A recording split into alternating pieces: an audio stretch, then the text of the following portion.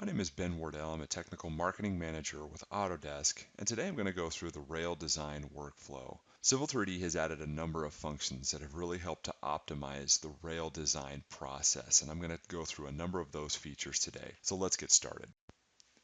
The example we'll look at is an extension of an existing light rail system.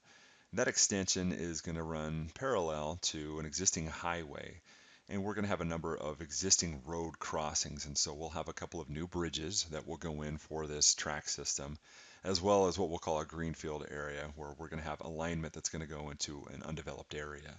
And that alignment will terminate adjacent to the highway with a new station as well. Generally, we may have received 30% design alignment from an owner or an agency. In this case, there are a few features that have been added to the design layout that I'd like to look at. We've got a couple of the different PIs that have been identified through this alignment. And as we go through, I'd like to identify some of the features that are available for rail alignment as we set that up for our project. And here we're just going to select our alignment name. We're going to use the default speed, and we are going to use the criteria that is provided in the program. So once we have all that established, we'll select OK.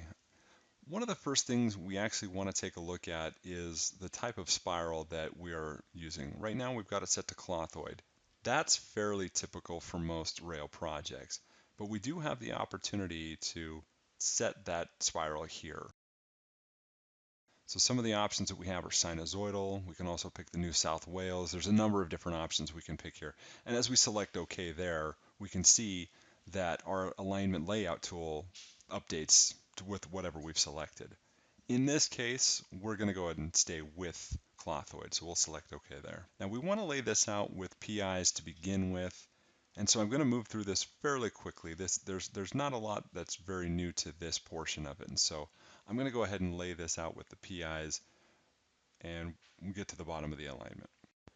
Once we've laid out the alignment, now we're going to go through and define the curves. One of the more simple methods to use is just to use the free spiral curve spiral option. And in here, we're going to specify the characteristics of each curve, and we'll do that throughout our entire alignment. And then once we've laid both alignments out using the same methods, we can see we've got two alignments in here that are both rail defined alignments, a northbound and a southbound track. There's a few things that we'll want to look at before we really dive into this. And so I'm going to select the northbound alignment and select alignment properties. We can take a look at a couple different things. We can see this, the type of alignment here is rail and it's proposed.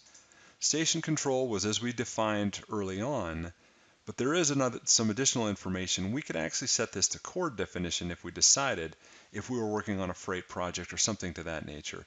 Because this is LRT, we're actually using arc definition, so we don't need to toggle that here. And the last thing that we want to concern ourselves is with the design criteria. Right now, we're going to go ahead and toggle and leave that on the use criteria based design. That's going to be the basis for the cant calculations as well.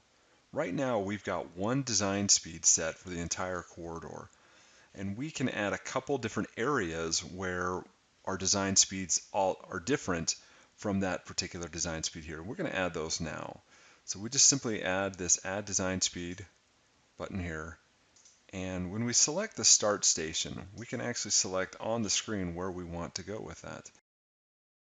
So I'm going to select right in this area. I can pick right at the tangent to spiral point or somewhere close to it. And I'm going to actually add one more as well. I'm going to select this, and I'll do the same thing. I'm going to select the spiral to tangent point there. And so it's defined those stations just as they are in the alignment. And I can define the speed within this as well, and that will help with the cant calculations. And I'm going to do that to both sides as well. If we need to create a turnout or a crossover, we've got a couple different options. We can take a traditional route by just creating an alignment for that turnout or crossover by just simply connecting the points that we need to use for that alignment, and we can add some curvature to that, and that will act just as a rail alignment that will be very similar to the other alignments that we've created. We also have the option to utilize the crossover and turnout tools, and what this will do, this allows us to place a turnout and to pick the actual turnout angle that we want to use, And everything is stored within Civil 3D so that this will automatically populate. We can then extend that alignment as far as we need to, and we can create the geometry for that turnout so that we're creating exactly what we need for this particular turnout and for this special track work. And this will store as a standard alignment as well. The next step in the process is to calculate the cant for the alignment. So we'll go back to the rail ribbon and we'll say calculate. We're going to select the northbound alignment. And we're going to go to the cant wizard for the entire alignment. We're going to select OK. And this is fairly straightforward. We can define the criteria here. If we've got some different equations that we're using, that's where we'll input this right here. Or if we have some different criteria files that we need to add, those can also be utilized here. For the purposes here, we're going to use what the program provides. And we can take a look at the values that are returned in the cant calculations. And one thing of note as well, we may have an independent check for our EA value or our cant values. And in this table, we have the ability to go in and revise those values as we need to. We may evaluate a curve or something like that and determine that we need some different values for our EA. We can adjust those in this table and the cant values will store. And once we have the cant calculated, we can actually go through and we can create our cant chart. And that would be something that could be useful if we're going to create track charts or any sort of diagrams where we're going to show super elevation with the profile or some other features on the track alignment. So we just simply do that by going into here and we'll say create cant view. And it will ask us to select which alignment we want. We're going to just pick northbound in this case. And we're okay running from end to end right here. We're going to say okay. And now it's going to ask us where we want to place this. We'll just place it out here where we've got some open area. And we can look at this and we can see that it's going to show and display all our different cant values through each curve. And on here it's got the stationing, it's got the equilibrium, it's got the actual cant, and it's going to display all of our different values there. Now one nice thing about this is that this is completely dynamic. If we wanted to go through and edit these values, right here we're showing 3 inches. And if we wanted to actually edit this, we can just select View Tabular Editor and just hit Enter. And we can select the alignment that we have just picked, and that's going to be northbound. And that will bring up this right here. And if we wanted to revise the value for curve 2 to 2.5 inches, we can add that here, and our chart will update immediately. So we can see this is a dynamic chart that will display exactly what we have in our cant calculations. One area we haven't spent much time is in the profile generation, and we'll do that right now. There may be some cases where we have a multi-track situation. In this case, we've got a center storage track. So what we're going to do is just go in and create an existing ground profile for that track. We'll use the existing ground topo that we have, and we want to generate the profile at this point. Now we already have the north and southbound profiles generated here. And when we draw that profile, we can see the existing ground line for our center storage track. Now one thing we want to do is we want to be able to match the northbound profile as much as possible. So we're going to create a superimposed profile. We're going to draw that here in this profile window. And that way we can trace the proposed profile for the storage track over that northbound track. We can match that as much as possible. And again, we just used a superimposed profile for that first part to create this profile. Now we can adjust this. We can add a curve here. Let's make it 250. And we can adjust the profile as we need to. And that gives us the profile for that center track that we need. Now that we have our profiles and our alignments set, we're really ready to dive into the bulk of this corridor model. And as we look through this model, we've got a couple of things set here. I've turned on the aerial imagery so we can kind of see what we're dealing with. In areas where we see green and purple lines adjacent to our alignment, those are going to be walls. And in this case, we're actually going to span this road right here with a bridge. So we'll need to create a number of assemblies. We'll need a standard assembly. We'll need assemblies with walls. We'll also need an assembly for the bridge portion. And we're also going to create an assembly for the platforms at the stations. So we're just going to create a basic assembly here. And what we're going to use are some of the rail templates that are available in the latest edition of Civil 3D. We've got a dual track assembly that we can use here. And with it come a number of parameters that we can edit. We can change the ballast depth if we need to. We're actually going to change the sub-ballast slope to 40:1 there. And as we move through, we can see a number of these other items that we want to adjust. One of those being the track width. We've got 14-foot track centers in this case, so we'll adjust the width of that. And then we can turn off some of these sub layers if we want to. If we wanted to add, let's say, a sub excavation layer in, we can do that as well. We can make that cut. So it's essentially vertical, and we can also adjust the depth as we need to for those values. And then once we have that template set, we can just add some basic cut fill parameters, and we'll do those with a basic ditch and some basic cut fill parameters, and we'll do that for both sides. Another assembly that we'll want to create is for the MSE walls, and in this case we'll have a wall on the left side. We'll start the same way we did before, where we have the double track assembly that we use, and we will edit those parameters as we need to match our track centers. What we want to do though on the left side, we want to make that so that it's vertical so that we can actually have a retaining wall on the left side. So we want to adjust the width of our ballast so that it matches to the face of the wall. We want to make that slope vertical.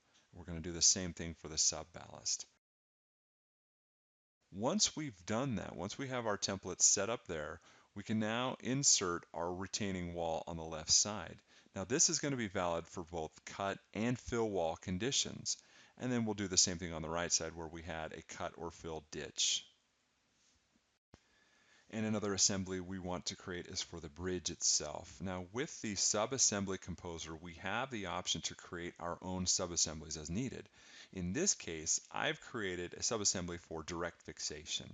And using a number of construction lines, I can move that portion of the sub-assembly within this assembly itself, and I can create additional as we need to. And so I'm creating for northbound and southbound track.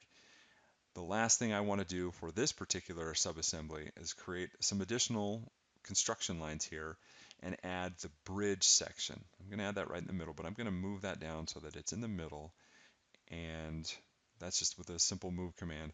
And we can revise the width of the bridge deck and the slope as well. So we've got our bridge now that's ready for our corridor to run. And so once we have all of our assemblies created, we can start our corridor model now. And keep in mind, these assemblies are going to be based upon the typical sections that are established for the project. We've got a bridge section and a standard section. We've got walls left and right. And then we've got dual walls, and we've actually got a wall in a cut condition. And in this case, we've also got side platforms as well. The assembly libraries allow you to create a center platform if necessary, but in this case, we've just got side platforms. And so once we have all those, we're ready to create our model. We've also got these individual tracks. This is for that storage track that we had on the north end, and I'll explain how these are to be used when we get to that point. So once we're ready to begin, there are a few things that we need to do to set up just beforehand. One of those things is the way that the assemblies are created. They require a bit of a dummy alignment. And what we'll need to do is just create an offset alignment. We're going to base that on our northbound track. And we just simply go into alignments, create offset alignment. And we're going to select our northbound alignment here. And we want that to be offset to the right. And remember, this is all relative to our stationing. And so we'll select one, and we can make it 7 feet offset. The length of the offset is not critical. We just want it to be inside of the northbound alignment. And we can run it start to end. And as far as the widening goes, I don't really need anything there. And the profile is going to be based on a northbound profile. And for this particular model, we're going to do the same thing for the southbound. We're just going to create an offset alignment for the southbound track as well, using the same parameters. And for this dummy alignment that we've created here, one thing we'll want to do is actually convert this into a rail alignment, and that will give us the opportunity to use the cant that is built into this alignment for our total alignment as well. And that's a simple procedure. We'll go to our offset alignments here. We'll select this one, just go to properties. And right here at the beginning, we want to turn that into a rail alignment. We're going to hit apply. And this allows us to modify our design criteria. We can add the other areas for our speed zones as well. We can revise the speed here, and then we can add cant to this alignment that will allow us to model this a lot cleaner. Now once we have that, we're ready to go with our corridor. And so with the corridor, we're just going to use in the Home tab, we're going to use a corridor dropdown. We'll call this our LRT corridor, and we're going to base this on our alignment. And the alignment we're going to base it on is going to be that offset alignment we just created. The profile can be the same one that is associated with that offset. And the assembly that we're going to use to start out with is our MSE, because that's the one that we're probably going to be using the most. And our target surface is going to be our existing topo. When we say OK, we'll have this dialog box will come up. And we can see that the stationing begins at the very beginning of the alignment and runs all the way to the end. And so we can revise some things in our frequency. We can change how frequently it will actually draw one of the sections out. We'll leave it as is right now, but the target is what we want to verify. So we've already got it set to our surface. What we want to do is for these assemblies, they are based on setting a profile and an alignment for each of those tracks. And so on the left side track, we want to set that as our northbound. We'll select OK there. And our right side track, we're going to say as our southbound track alignment. We'll add that as well. And for the profile, we'll do the same thing. We'll select for the left track, the northbound alignment. We're going to pick the proposed northbound profile. And for the other side, for the right side, we're going to pick the southbound track and this proposed southbound profile. This way, when the model runs, it will be independent of the offset alignment and will be entirely based on the north and southbound tracks. So once we have that, we can select OK. And as we move through this, one thing that we can do is we can actually either add a region after this, or we can split the region. If we add a region after it, we'll have to repopulate all of our targets. But if I just go in and simply split the region, it will ask me on the screen where I want to split these at. And I can go through and specify all these different locations where I've got walls. Again, these purple and green lines are indicating where I have a wall. So I'll select that one there.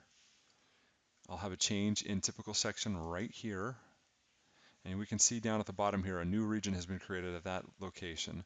And so we can keep moving down the alignment until we've included all of these regions that we want. We've got another section there, one there, and we'll move down the entire length of the alignment that way.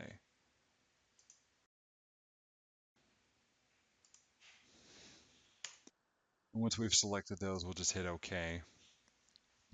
And we can see we've got a number of different regions with all the station ranges, and they've been separated. And so what we can do is we can go through and just change the assembly that we have. So on this side, we're going to choose the MSC wall on the right with the standard section on the left.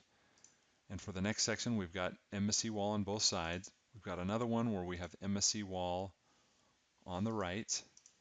And in this section right here, from 817 to 824, we actually have a bridge. And that's where we'll include that section there. And so we can go through and populate each one of these according to the section that corresponds with those station ranges. Once we have all the limits of our corridor defined here and all of our assemblies attached, what we'll want to do in this case, we have got a multi-track scenario where we've got more than 2 tracks. What we can do in that case is for that region, we want to set up multiple baselines. And so in this case, we are going to say add baseline. And the baseline that we want to add in this case was for the store track. We're going to say OK. In this case, we're going to add a region for this. And that particular one is just the storage center line. And that was the center track option. And we'll say OK there.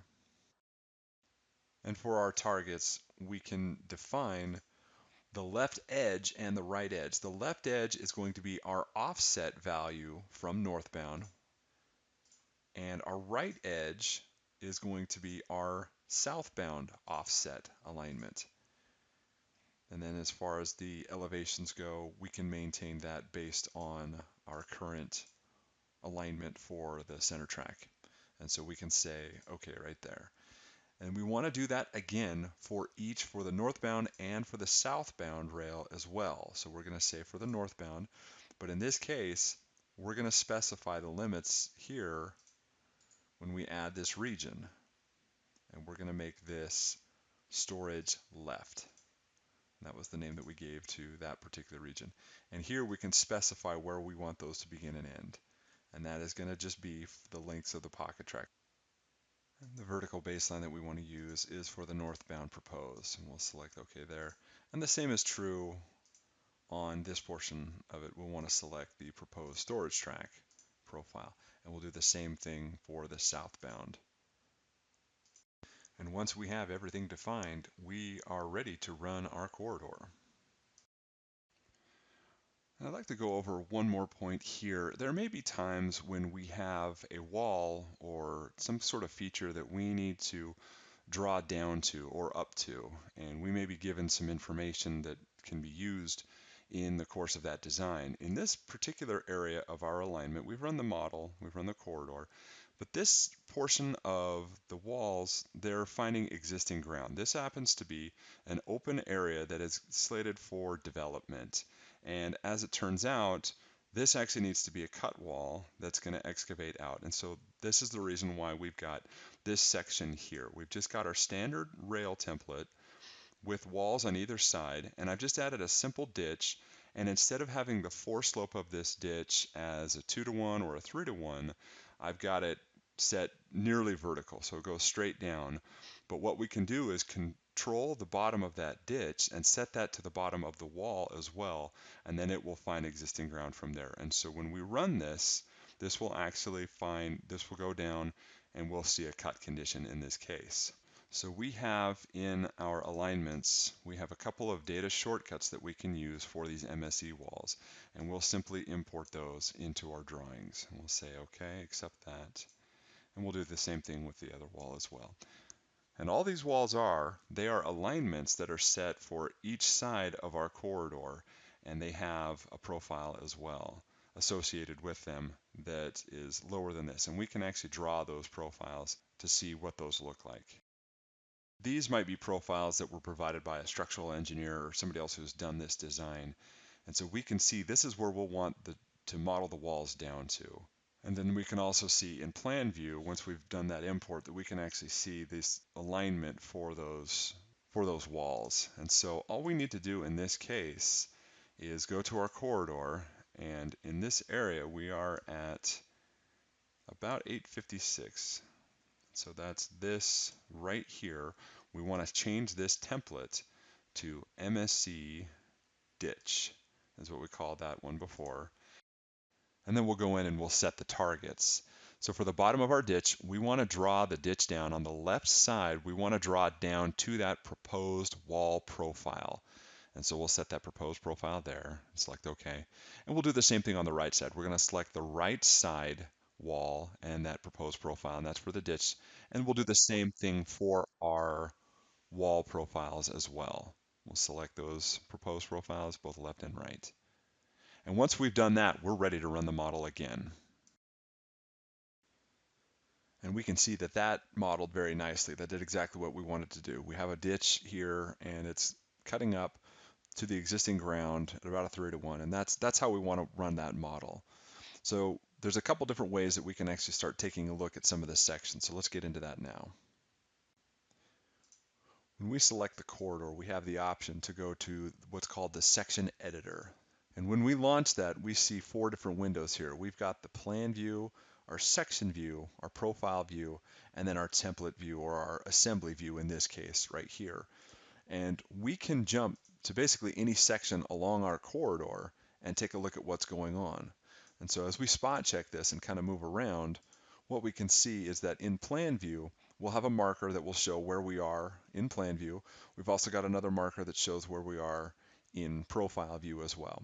So let's take a look at this area right here where we've got a higher profile, where we've got the bridge. And so we're going to move forward to that section, and we can pan through this as well. We can take a look at other areas of our alignment where there may be curves. And in this area, we can see that based on our sections that the cant did run in this case. We've got a curve to the left, and Our cant is showing probably about 2 inches of EA in this area as well. So it looks like we're in pretty good shape, and we have the opportunity to go up and down the entire alignment as needed. The next step we're going to go through is executing the drive command. What we want to do is create a datum surface for our corridor, and we're going to include a number of elements from that design corridor, and we're going to create an exterior boundary. And this is a dynamic surface that will update with our corridor. One other thing that we want to do is we want to create a new surface, and we want to paste in the existing topo. And then what we're going to do is use that datum surface that we created from the corridor as a hide. What this will allow us to do is in the drive command, we will be able to display that drive surface with our corridor surface, and so that nothing is covered up, we can see all the details of our corridor. So once we have everything turned off and we have the correct elements selected, we can initiate the drive command. And there's a number of different parameters that we can adjust in here, but this allows us to get a running view of our model that we've created.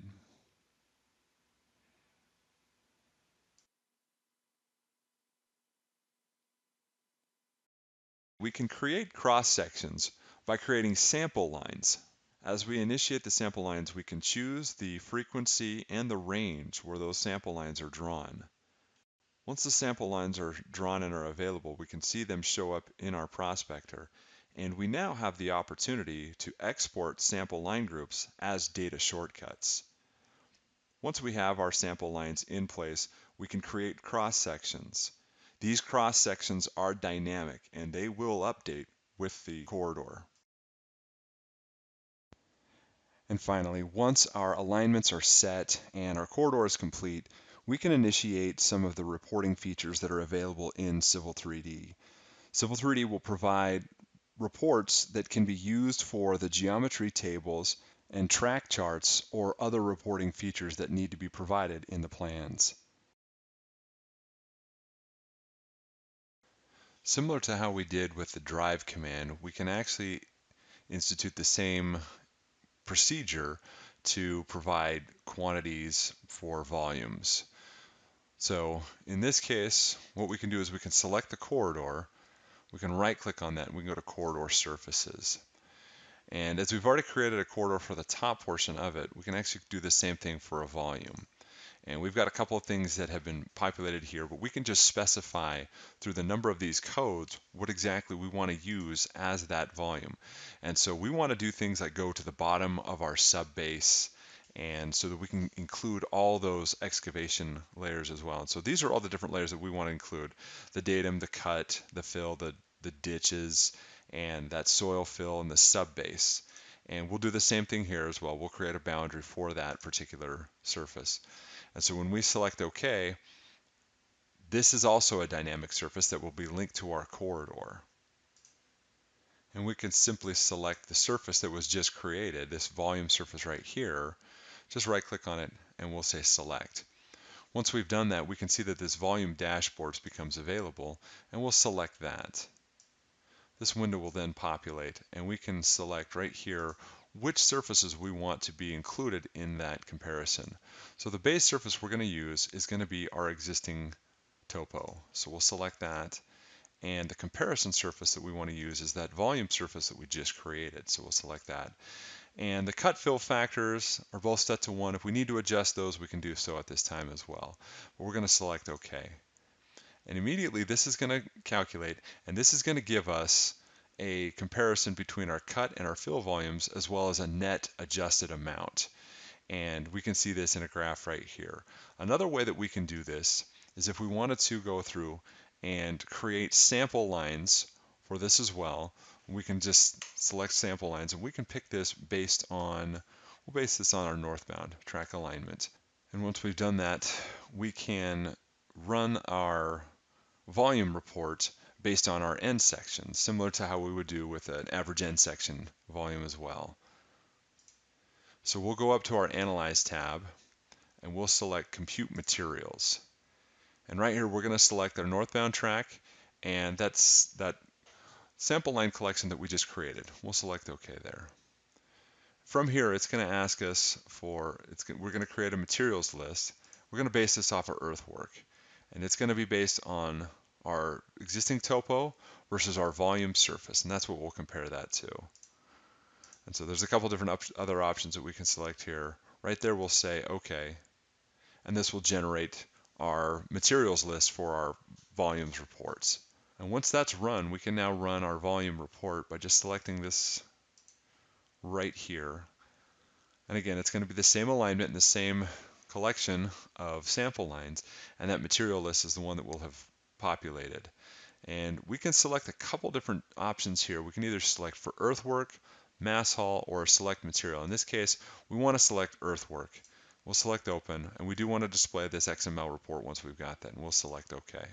And immediately this volume report will come up, and we can just see all the different values that are associated with the different ranges that come in here. Finally, we can see what our sum total for this project will be. And we can see we have quite a bit of material that we generated from this job. This can also be exported to an Excel sheet. We can just say Control A and right click on this and say copy, and we can bring that into any sort of spreadsheet that we need to. We have the cant table that's displayed down here, and that will be useful if we want to create a track chart. We also have the profile view that we can utilize, and one thing we can do is select that profile view, right click on it and say profile view properties. And one thing we can do is we can add a band for the horizontal geometry, and we can either select curvature, geometry, or standard. In this case, we'll pick curvature. We'll say add, and then we can view the different curves that are along this alignment. And we can see that we've got transitions for our spirals and the length and the radius for each of our curves. Anywhere on the alignment where we have just a straight curve without spirals, we'll just see a block down or up, depending on which side of the alignment it goes to. We can also revise the profile exaggeration as well as the location of our cant view so that those can be in alignment with each other, and those can be utilized to create a track chart. One final item of note. We have several bridges on this project, and we also created a centerline alignment just as a standard centerline here. And that is just what we called IW rail centerline. And that basically is the center between our northbound and our southbound alignment. The purpose for creating that alignment was to bring that into Infraworks so that we can then create an Infraworks model displaying our bridge in this case. In Infraworks, we can bring in that alignment and create a corridor and a very nice model from that. We'll simply go to our data sources and we'll select the AutoCAD Civil 3D drawing. We'll select the drawing that we created everything in. And we have a number of options that we can choose from here. We can just select that road alignment and any of the surfaces that we want to bring in as well. We're just going to select the road alignment at this time. And over here in our data sources, we want to configure that particular alignment. And as we look through here, we've got a number of different items that we can see. We have those MSE walls that we had created earlier, and the only one that we want to select is that IW rail centerline. And so we'll just select that one, and we'll say close and refresh. And when that comes in, that's going to come in as a component road. So we can go and view that, and that comes in as a 4-lane road that doesn't have any sort of bridge limits or anything like that, but it does span over some of the existing roads here. What we're going to do is we're going to actually do some modification to this particular road. We're going to right click on this road assembly. We're going to say replace assembly. And we're just going to use a 2-lane road. We'll select there and we'll say all the way to the start of the road and all the way to the end of the road. We'll just hit enter. Now what we can do with this component road that we have is we can make this look a lot like a rail alignment. So we can select that outer lane and we can select the material type that we want. We'll go to more styles and we'll go up to a parent directory and we'll go to the railway and we'll select ballast. We'll select OK. And we'll do that for both sides.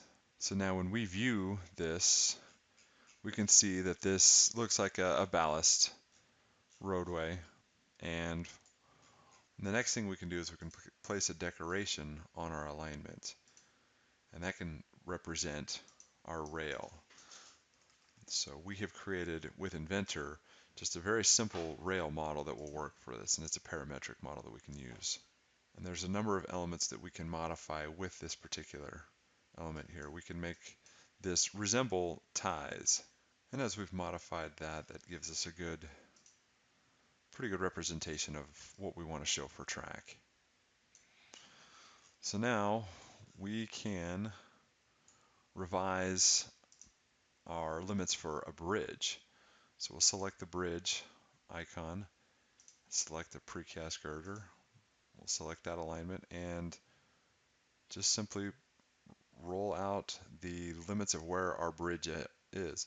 We can also use stationing if we need to, or the exact length. In this case, I'm just kind of using something that's a little bit more quick. And then we can pan around and look at that bridge model that we've got there. And with each one of these elements, these columns are revisable. So if we want to update any of these locations, we can do that pretty easily. And in this section as well, we also can revise this. We have a bridge section. So we'll select our center line, and we can replace that assembly with a custom assembly that we have for direct fixation. And we'll select that and let that update.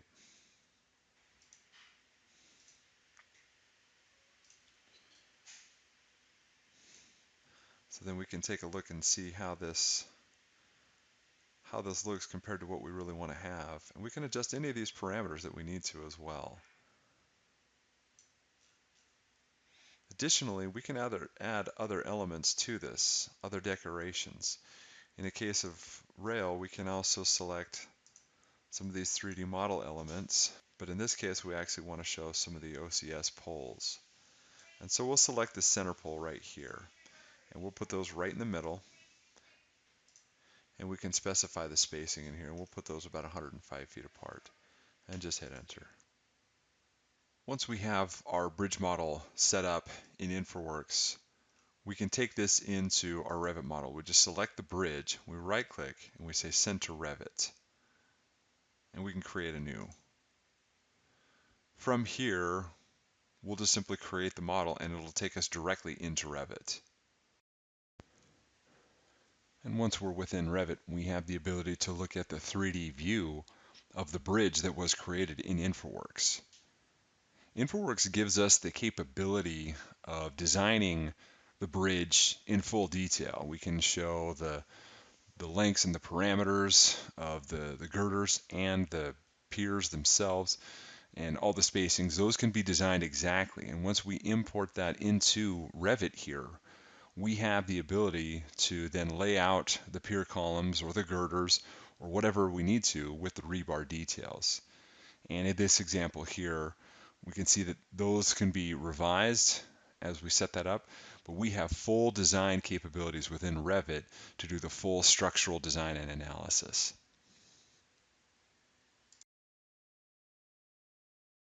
Thanks for watching this video, and I want to wish you all the best on your next rail project.